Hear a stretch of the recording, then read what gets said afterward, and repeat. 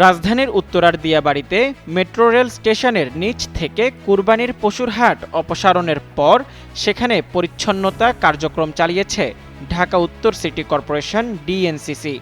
বুধবার দুপুরের দিকে পরিচ্ছন্নতা কর্মীরা মেট্রো রেলের নিচে এসে কাজ শুরু করেন। বেলা 2:30টার দিকে একটি পেলোডার আনা হয়।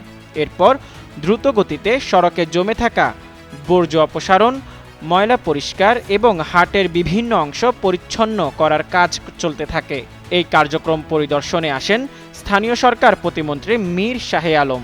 পরিদর্শনে এসে তিনি বলেন, গত কয়েকদিনের টানা ভারী বৃষ্টির কারণে রাজধানীর উত্তরার দিয়াবাড়িতে মেট্রো রেল স্টেশনের নিচে কুরবানির পশু আশ্রয় নেয়।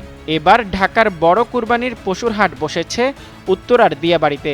এই হাটে বিপুল পরিমাণ পশুর সমাগম হওয়ায় মূলত নির্ধারিত সীমানা ছাড়িয়ে প্রধান সড়ক ও মেট্রো রেল স্টেশনের নিচে পশু বেঁধে রেখেছিলেন বিক্রেতারা।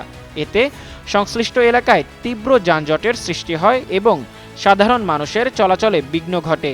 তাই মঙ্গলবার মেট্রো রেল স্টেশনের নিচের সড়কে অবৈধভাবে পশু বেঁধে রাখার ঘটনায় গতকাল অভিযান চালিয়ে সেগুলো সরিয়ে দেওয়ার কথা জানায় প্রশাসন। একই সঙ্গে হাটের ইজারাদারকে ঘটনাস্থলে ডেকে সতর্ক করা হয়। কিন্তু বিষয়টি নিয়ে সামাজিক যোগাযোগ মাধ্যমে চলছে নানা সমালোচনা। ভবিষ্যতে যাতে এ ধরনের ঘটনা আর না ঘটে সে বিষয়ে প্রশাসন সজাগ থাকবে বলে জানিয়েছেন ঢাকা উত্তর সিটি কর্পোরেশনের প্রশাসক শফিকুল ইসলাম খান।